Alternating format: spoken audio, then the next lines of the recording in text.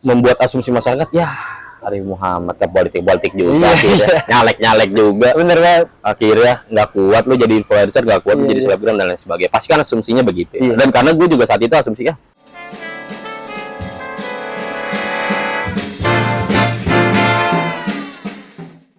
Halo entrepreneurs, welcome back again to our YouTube channel di Mania Entertainment. Di mana di segmen kali ini kita bersama my friends. Nama lu siapa? Langsung aja lah. Nama gue King Kevin. Agak-agak nama-nama orang kaya ya. Nama gue Fauzan. Oke, Fauzan. Dari mana Mas Fauzan? Dari tadi nggak kaya-kaya. Anyway, di video kali ini tuh kita sebenarnya pengen bahas tentang creative marketing ya. Yap, betul. Jadi kan marketing yang dilakukan secara tidak lumrah pada umumnya. Jadi kan karena banyak banget sekarang strategi-strategi untuk memasarkan produk yang begitu unik dan kreatif yang dilakukan anak muda ataupun perusahaan atau startup atau lain sebagainya. Kayaknya penting gitu untuk kita tuh bikin konten tentang itu ya, untuk edukasi ke teman-teman yang lagi nonton gimana sih dan apa sih creative marketing itu. Lagi ini penting, creative marketing itu penting banget buat orang-orang yang sedang menjalani usaha yang produknya itu bisa dibilang bahasa kasarnya ya pasaran gitu. Jadi yang udah banyak di market. Nah, ini tetap bisa bersaing kayak misalnya ya kayak lu jualan handphone gitu, jualan iPhone itu kan berapa ribu orang yang jualan iPhone di Indonesia, berapa ribu orang yang jualan parfum di Indonesia. Itu kan persaingannya ketat banget ya. Nah, cara buat apa ya, nge-crack apa sih bahasanya, ngedistract pasar, yaitu melakukan creative marketing dengan cara-cara yang anjir kok dia begini sih caranya gitu. Pasti Atau kemudian ini ada yang kayak ada gini-gini segala macam, ada kayak alurnya gitu, tiba-tiba jualan. Iya, nah betul. itu kreatif marketing juga. Melakukan melakukan marketing yang social, bahkan ada beberapa brand dia kayak bikin kreatif marketing dari konten itu tidak menunjukkan apa yang dijual. Jadi kadang orang ini dia sebenarnya jualan apa sih? Pas ditelusurin lebih jauh, oh ternyata dia jual ini, gitu. Tapi nggak ditunjukin gitu dalam proses kreatif marketing ya. Tapi kan banyak nih ya kreatif marketing kan. Kira-kira yang paling efektif itu yang kayak gimana gitu? Dari sekian banyaknya kreatif marketing, apakah yang soft selling, yang hard selling, atau yang gimana gitu menurut Kak Fauzan sendiri?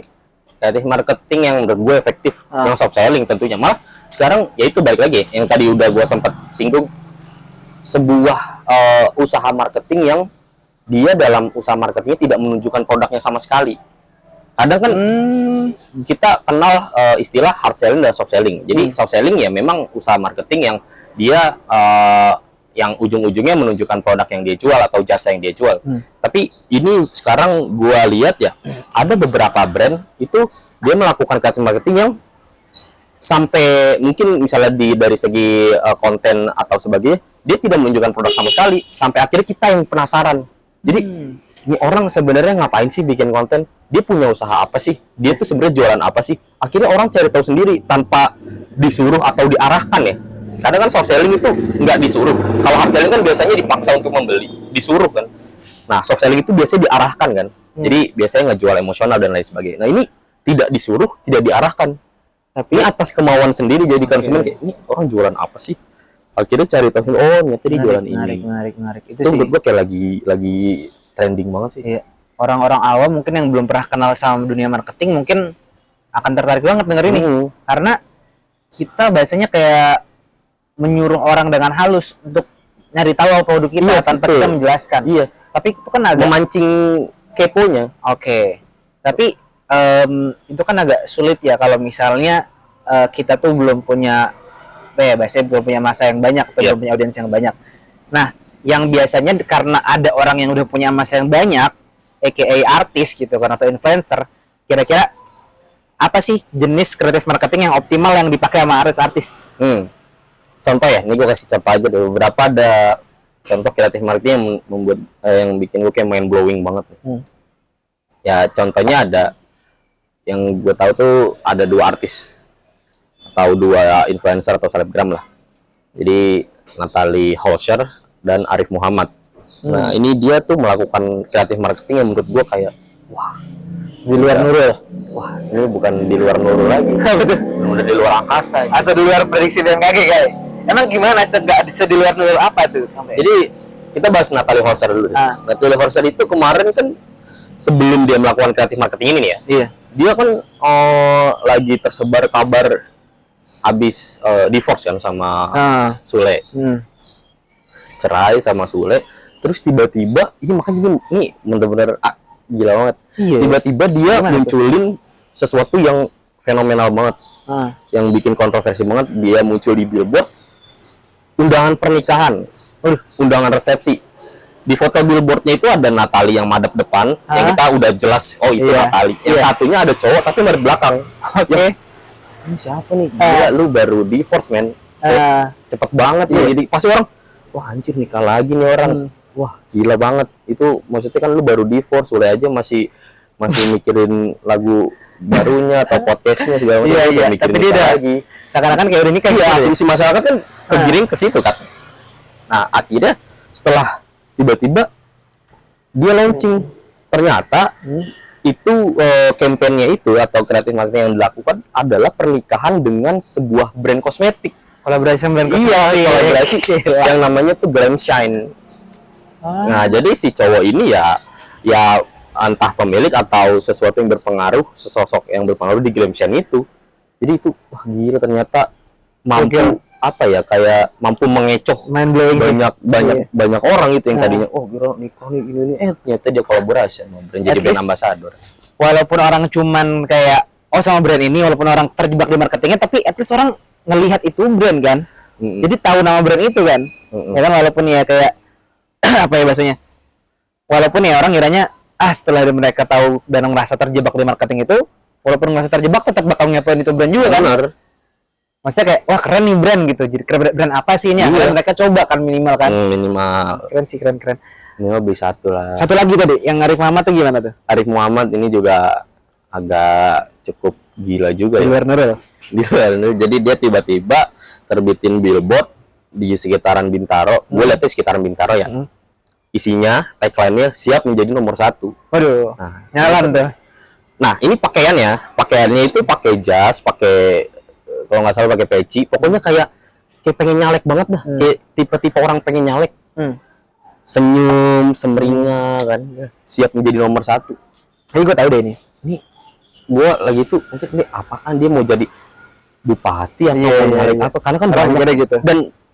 Dan pas banget influencer juga. Iya, banyak banget artis atau influencer yang terjun ke dunia politik kan. Iya. Saat itu juga akhirnya ya itu membuat asumsi masyarakat ya Arif Muhammad ke politik juga, akhirnya nyalek juga. Bener kan? Akhirnya nggak kuat lu jadi influencer, nggak kuat lu jadi selebgram dan lain sebagainya. Pasti kan asumsinya begitu. Dan karena gue juga saat itu asumsinya lu jadi main ke politik juga nih, jadi gini. Akhirnya pas dia maksudnya kampanye udah selesai, pas dia launching ternyata siap menjadi nomor 1 di Prep Studio ya untuk menjadi brand fashion nomor 1 di Indonesia. Itu kan sih benar-benar main blowing banget sih. Karena kan Armo itu punya banyak banget ini ya, banyak banget ide bisnis dan cara marketing kan kreatif. Kayak bukan cuma itu sih yang gue tahu ya, kalau dari dia kayak apa tuh namanya, nasi padangnya ya kan, dari cuman kayak story makan nasi padang pakai sendok atau tangan di perdebatan ada masuk brand. Iya. Kita tahu akhirnya jadi duta nasi padang, brand cuci tangan. Akhirnya malah jadi duta nasi padang, dipanggil ke Padang, akhirnya bikin payakumbuh, bikin ini sendiri gitu. Itu keren banget. Rangkaian kreatif marketing yang pasti orang tuh nggak nyangka kalau mungkin itu adalah sebuah strategi gitu. Iya, maksud gue kok kepikiran gitu. Kok bisa orang kepikiran kayak gitu. Itu sih, tapi ada lagi deh kayaknya. Armo tuh apa ya? Ingat gue ya. Bakso aci apa ya? Bakso aci, iya bener. Bakso aci. Dia bikin kayak apa sih bahasanya? Bukan billboard ya. Lebih ke kayak sih yang ukurannya persegi panjang tapi di pinggir-pinggir aja tapi banyak. Dan dia udah bikin lagunya. Inilah ya spanduk-spanduk gitu lah ya. Bukan spanduk ya, kayak apa ya? Kayak layar gitu tapi persegi panjang atau enggak di sepanjang jalan, dan itu video klip lagu Bakso Aci Akang gitu. Gitu. Gila juga. Dan dia lagi ngebawa bakso yang sekecil ini, dia nyanyi sambil bawa gini. Iya. Tentu untuk promosiin si bakso acaranya itu. Ya emang Arif Muhammad sih salah satu influencer yang menurut gue Iya saat melakukan marketing tuh kreatif banget sih. Di Kreatif. setiap videonya juga kadang dia ketika ada brand yang endorse atau melakukan apa ya, brand replacement lah ya. Iya. Itu kadang nggak berasa banget kalau dia lagi ngendorse itu. Oh iya. Kayak Iya. contohnya waktu itu gue pernah lihat videonya, dia kayaknya dapat sponsor dari Toyota. Nah tapi judul videonya itu kayak Vlog jalan-jalan ya. vlog jalan-jalan apa ya, kayak gabut satu hari Surabaya atau Iya, gimana. Terus dia tiba-tiba ke mall, terus tiba-tiba ada Toyota, terus Nah, oh endorse ternyata. Jadi kayak anjir. itu keren sih. Gila banget. Maksudnya Kreatif banget. tujuan dari si brand untuk mempromosikan produknya tersampaikan, sebagai influencer juga berhasil untuk memikat tadi ya. Iya. Intinya kan dari Nah, itu soft selling. Iya. Itu salah satu bentuk marketing yang soft selling. Berarti kan intinya dari suatu produk yang kita promosikan itu gimana cara kita kalau dari video ya, gimana cara kita menahan orang biar nonton sampai akhir. Iya, Watch betul. time-nya itu sih. Tapi untuk ada nggak kira-kira pesan untuk para teman-teman atau ide untuk teman-teman mungkin freelancer, pojok kantoran atau influencer yang mungkin lagi nonton video ini, apa sih kira-kira kreatif marketing yang bisa dipraktekin, Nah, yang bisa diterapin gitu untuk teman-teman? nih yang bisa diterapin ya. Gue ada punya beberapa sampel nih. Jadi kalian kalau misalnya sering nontonin TikTok, ini lagi marak banget orang-orang yang satu jualan handphone dan jualan parfum. Ini lagi marak banget. Contohnya ya, contoh Di TikTok kreatif di TikTok. Ini gue di TikTok karena abis itu dia masuk ke Instagram baru. Karena kan saat itu TikTok lagi naik-naiknya banget ya. Iya iya. Contoh yang bisa dilakuin oleh teman-teman, ini kan jualan handphone itu pasarnya udah luas banget ya. Ya coba lu misalnya lu sebagai warga Jakarta, coba deh lu Roxy, lihat. Itu sejengkal sekali orang jualan handphone semua. Produknya sama semua, ya itu aja. Dan mereka masih jualan Dan masih jualan sampai sekarang. Nah itu gimana sih cara nge-cracknya? Kayak gue pengen jualan handphone nih, tapi jualan gue pengen laku, yaitu melakukan kreatif marketing. Gue punya sampel dua influencer atau dua brand lah di TikTok. Yang pertama namanya King Kevin. Lu pernah tahu nggak King Kevin? tahu. Itu kalau nggak salah dia punya tokonya di Bali deh kalau nggak salah ya. Jadi dia punya sih di FYP. ya. Nah ini kontennya, ini yang gue maksud, konten yang tidak menjual produk sama sekali di dalam konten. Yes. King Kevin ini tipe kontennya tuh drama abis, drama banget. Jadi menjual rasa iba, kayak misalnya kontennya si King Kevinnya ini sebagai orang miskin, terus Menarik tiba-tiba emosional gitu. menarik emosional. Dia tiba-tiba diacukan oleh orang kaya, dia tiba-tiba King Kevin yang lebih kaya, kalau enggak King Kevin orang kaya yang baik kepada orang miskin, kayak gitu gitulah, memacu emosional, menyentuh, terharu. Di dalam kontennya tuh nggak pernah tuh dia bilang, gue jualan handphone nih, gue jual iPhone nih, gini. Tapi sebenarnya main bisnisnya itu handphone, jualan handphone, yang akhirnya orang menikmati konten drama kayak gitu. Dan banyak orang yang penasaran sebenarnya ini orang siapa sih, ini orang tuh punya bisnis apa sih, nyari tahu, oh ternyata dia jualan handphone. Keren. Itu menurut gue main blowing banget aja di saat orang-orang melakukan soft selling, hard selling. Oh guys, gua habis kepanasan nih, gini. Wah, untung ada Scarlett, gini. Tapi dia berarti nggak ada menampilkan produk apapun. Terus cara orang tahunya itu Yaitu kepo. kemana diarahin, ke keranjang kuning atau nggak ada juga, CTA-nya nggak ada, CTA-nya nggak ada kemana-mana. Nah, itu menarik. Menarik keponya ya lu harus bener-bener kepo, kayak siapa nih King Kevin sebenarnya, siapa dia, punya apa dia, maksudnya punya bisnis apa. Ini kan orang tua ya kali sih cuma jadi konten kreator doang. Iya itu dia. Ya memang banyak ya orang tua yang full time konten kreator, tapi kan pasti orang juga riset kan, kayak dia full time konten kreator atau punya apa di baliknya. Nah itu yang dua ada di Gisel, ini di Bandung nih. Ini toko handphone juga, toko handphone konvensional. Nah kalau dia memang tipenya soft selling komedi, jadi dia menampilkan konten-konten yang berbau komedi antara pelanggan dan penjual handphone. Oh tahu ya. Itu, jadi Gua tahu sih, tapi talentnya kan cewek kan. Iya. Menarik banget. Nah, yang terakhir salah satu kreatif marketing itu dilakukan oleh Maiden. Itu viral banget. Maiden mau jualan apapun saat itu udah pasti laku. Dia memang hard selling ya. Dia hard selling banget, tapi kan dibalut dengan komedi. Bahasanya yang belak-belakan, cepat ceplos. Itu lebih hard banget sih. Itu hard selling banget. Tapi unik. Unik. Nah, itu.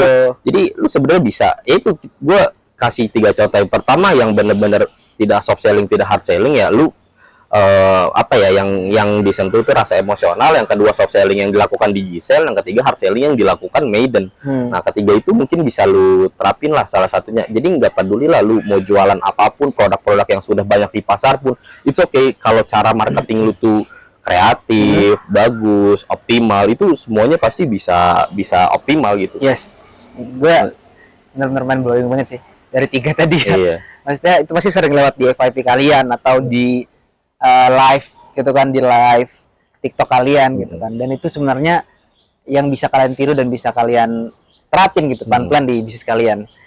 Gue rasa clear banget sih, dan semoga pembahasan tadi yang udah kita bahas itu bisa benar-benar bermanfaat buat teman-teman dan bisa dipraktekin sih yang paling penting. Iya. Ya kan Kak? Harus dipraktekin. Ya, biar nggak cuman jadi tontonan doang gitu. Oke, mungkin teman-teman yang udah nonton terima kasih. Kita mungkin sampai sini aja cukup ya. Oke. Dan semoga videonya bermanfaat dan bisa jadi salah satu acuan buat teman-teman yang mau bergerak untuk bikin Creative marketing marketing kayak gitu. Mantap. Oke, sekian mungkin. Kalau misalnya ada yang kurang atau lebih, kita mohon maaf teman-teman. And yes, bye-bye. See you guys in the next video.